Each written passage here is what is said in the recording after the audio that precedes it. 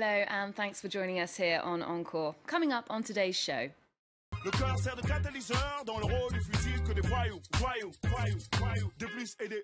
We check in with Belgian-Congolese hip-hop artist Baloji as he brings his sound to the French capital.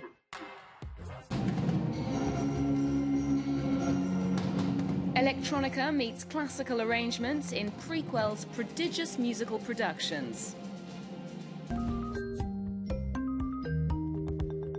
And a glimpse into the working methods of one of the 20th century's most mystical symbolist painters, we take a look at the art of Gustav Klimt.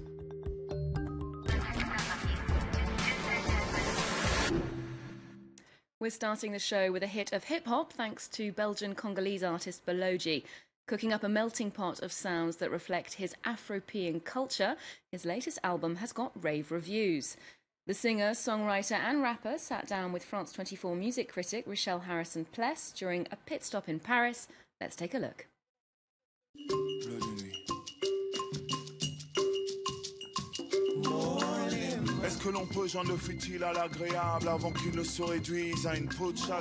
His name means sorcerer in Swahili. So it's fitting that Belgian-Congolese musician and poet Baloji has cast a spell over music lovers. His new album, 137 Avenue Kaniyama, an explosive cocktail of sound. It's a journey with 3 different chapters, and I would love that they listen to it from the beginning till the end, because he has like different small stories. I'm proud of that, because it's to create a record that is an experience.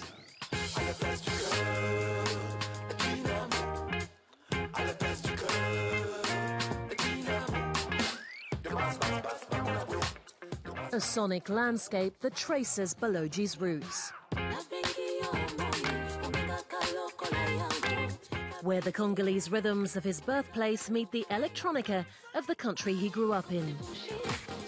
Infused with a hearty dose of funk and hip-hop.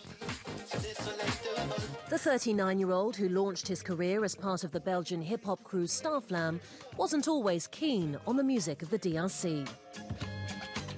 I just didn't want to listen to the same record as my parents. It was just like it sounded boring to me. But then working on a sample of Manu Dibango just helped me to reconnect with Congolese music as a sample, one of his tracks on my first album, on the song called Tout ceci ne vous rendra pas le Congo. Today, taking inspiration from both his Belgian and Congolese heritage, Baloji says he identifies as Afro-European. One complement each other and vice versa, and I think that's the thing that I'm the most proud of, is that I can embrace each part of my identity. Baloji's melodies and rhythms are crossing continents faster than ever before. Thanks to social media and the soaring growth of 4G in Africa, he's able to take listeners on a journey, whether they're in Brussels, Boston, Lagos or Lubumbashi.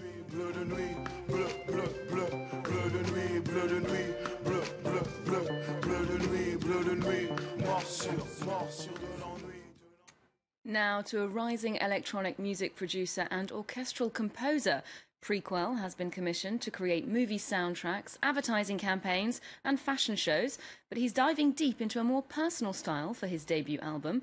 Pierre Delrieux and Julien Cheydar step into the singular sonic universe of his music.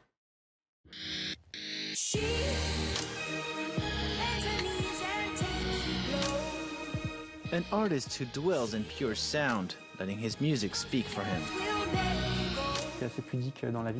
I'm a very shy person. I usually put on a smile, but inside there's a lot going on. Music is how I express myself. In this cathedral in the heart of Paris, Prequel is presenting his first album, a musical UFO that lands somewhere between cinematic symphony and electro anthems. Thomas Roussel has made a name for himself creating music for prestigious brands such as Kenzo and Mugler.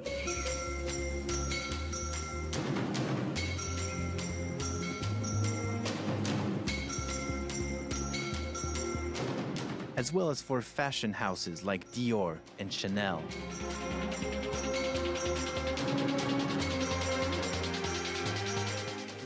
I'd never been completely free in my artistic vision up until now. With Prequel, I really wanted to showcase the type of music I enjoy doing. His influences range from classical composers like Debussy to more modern artists like Daft Punk or Massive Attack.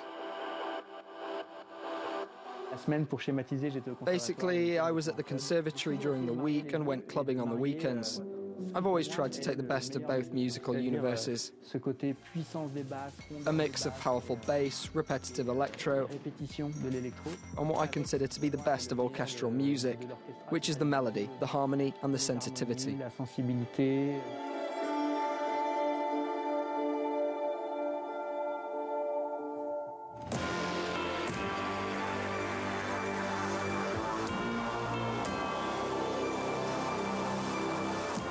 He shares his musical sensitivity with young interpreters, inviting voices such as Claire Laffu, a young Belgian artist, to sing one of his tracks. I find his music very cinematographic. It inspired me to write a song about the ongoing war in Syria. I imagined myself as a woman who had lost her lover in the war and decided to fight and avenge his death.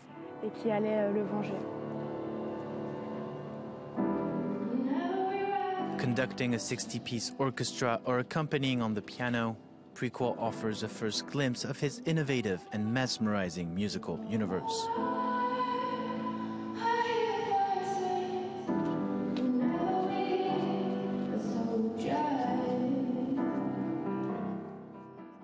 To London now, where the latest piece of art to grace the 4th plinth in Trafalgar Square has been installed. The sculpture, entitled "The Invisible Enemy Should Not Exist," is a reproduction of an ancient Assyrian stone carving of the Lamassu in northern Iraq, which was destroyed by the Islamic State group in 2015. American artist Michael Rakovitz recreated the winged deity using empty date syrup cans in a nod to Iraqi culture. He told us a little more about his conception of the piece. It's the exact same size. I make everything life size when I do this project. And what was interesting was when I was nominated for the 4th plinth to put in a proposal, they sent the blueprints of the plinth itself, which was 14 feet long. And I couldn't believe it because at the same time I was getting ready to reconstruct the Lamassu, and it itself was 14 feet long. And so it almost seemed like it wasn't made for the 4th plinth, but the 4th plinth may have been made for it. And Rakovitz's sculpture is part of a huge artistic undertaking which aims to reproduce more than 700 artefacts stolen from Iraq's National Museum during the war or destroyed in the following years. For the British capital, choosing such a highly charged piece of work is a chance to promote tolerance and diversity. Mayor Sadiq Khan tells us why this contemporary Lamassu is a perfect fit for the 4th plinth.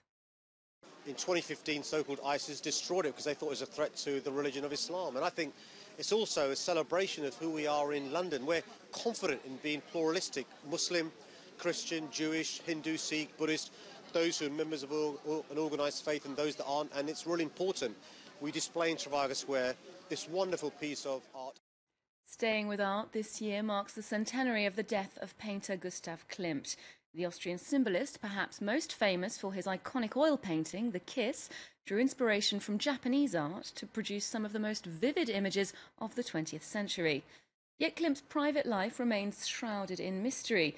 Rebecca Rosman tells us more about a somewhat secretive figure from art history. He's known for his unique, even esoteric style. The son of a gold engraver, Gustav Klimt was famous for adding thick layers of the shiny element to some of his most famous works. And as was the case with ancient Egyptian and Byzantine art, using gold was Klimt's way of creating sacred masterpieces. Artists that use gold in their pieces have the ability to be both sensible and cerebral. They create works that are out of this world. Works like this worshipping female. Klimt's art was known for being both magical and haunting. Take this pregnant woman. Resting on her belly is a human skull. The conflicting emotions have created an enigma that still keeps onlookers guessing. There's something confusing about it. You have to stare at it for a while to be able to understand it. Or maybe you just won't. Klimt's paintings weren't the only mystery.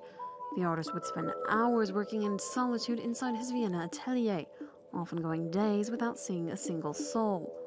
Now curators have managed to recreate the secret space. And he took 3 photos. With the help of these photos, we could reconstruct the working room of Gustav Klimt. Klimt died in February 1918 after suffering a stroke at the age of 55, leaving us with plenty to ponder when it comes to the symbolism behind his works. And finally, here in Paris, the Louvre is celebrating one of the painters whose monumental canvases are a major draw for art lovers from around the world. Eugène Delacroix is the 19th century master responsible for paintings like Liberty Leading the People, The Women of Alger and Christ on the Sea of Galilee. The museum's holding a full retrospective of his work with a little help from the Met in New York. We'll leave you with a preview. Do remember to check out our website, and you can also follow Encore on Twitter, Facebook and Instagram. There's more news coming up on France 24 after this.